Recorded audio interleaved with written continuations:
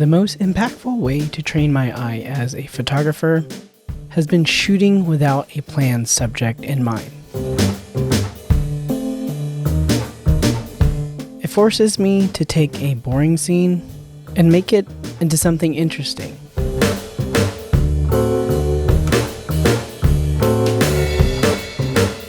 By removing the people, the landmarks, and the moments, I don't have to worry about the mental gymnastics of subject placement, posing, or timing. It allows me to focus on what I believe is the most important skill for a photographer: the ability to observe your surroundings. And followed by careful analysis of the photographs, you can learn a lot about your composition style. And it's this style that serves as the foundation for how you compose photos when you do have something interesting to photograph. In this video, I'm going to take you along for one of these practice sessions, and after, we're going to analyze the photos for composition, color, and light. But first, let's talk about the gear.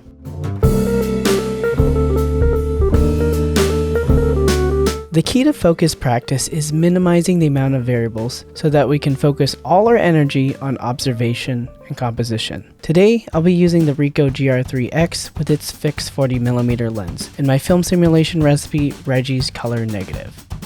I'll be limiting myself to just 1 hour of shooting, and the time starts now.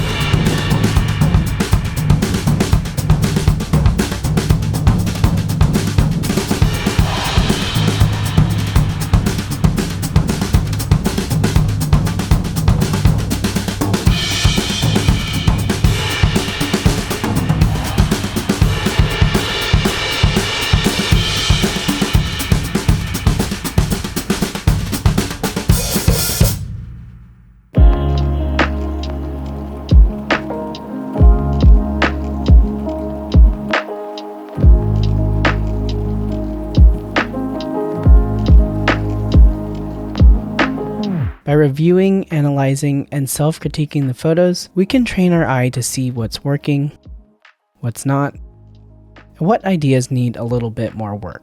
But before we analyze the photos, I wanted to take a moment to thank today's video sponsor, Squarespace. I've been using Squarespace for over 10 years. Their templates and easy-to-use interface make it incredibly simple to create and maintain a professional-looking website without any coding experience necessary. My Squarespace website was an essential part of how I built my photography business. It allowed me to showcase my portfolio, share recent work on my blog, and receive inquiries from potential clients through my contact form. If you're one of those photographers relying on your Instagram profile as the sole place to share your work and build your photography business, I would really consider making a website on Squarespace. You can visit squarespace.com/RightToBallesteros to start a free trial and get 10% off your first purchase of a website or domain. Thanks again to Squarespace for sponsoring this video.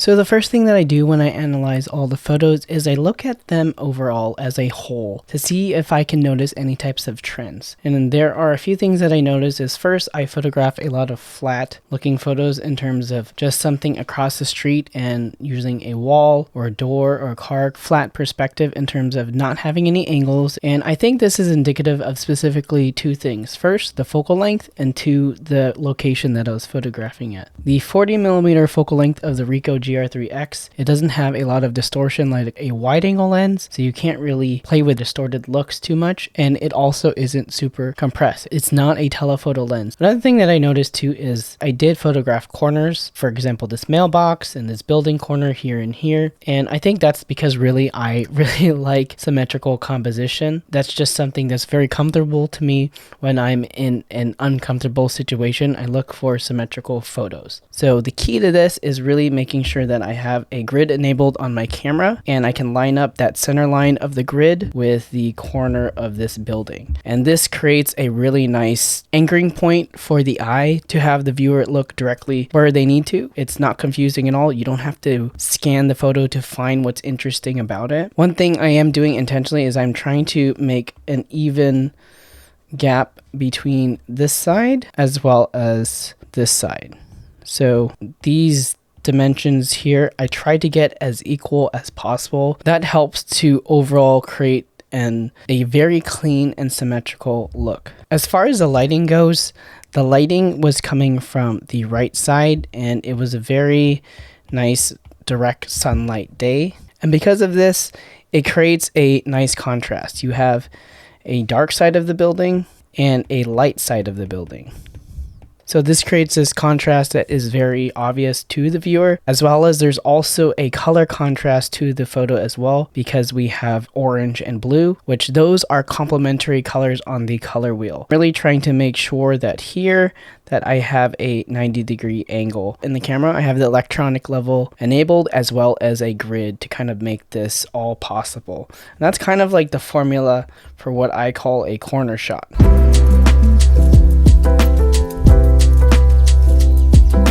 This systematic way of practice has been critical in training my eye as a photographer, and it's pretty simple for you to do too. First, use one camera and one lens. Pick a location with no planned subject or no landmarks and shoot for just 1 hour. Take the time to analyze the photo set for a common theme. I really dive into your favorites to understand why you like them, how you compose them, and what you might be able to do better next time. Repeat this process as often as you'd like. At the end of the day, there is no right or wrong way to practice photography. Everyone has their own way to put in the reps, but I hope that sharing how I train my eye as a photographer will help you on your photography journey. If you have any questions, leave them down in the comments and I'll do my best to answer. I've also included a link to my photography course, the Light and Lines Photography Bootcamp, if you'd like to continue learning about my methodical approach to lighting and composition. And don't forget to like and subscribe, as it lets me know that you want to see more of these types of videos.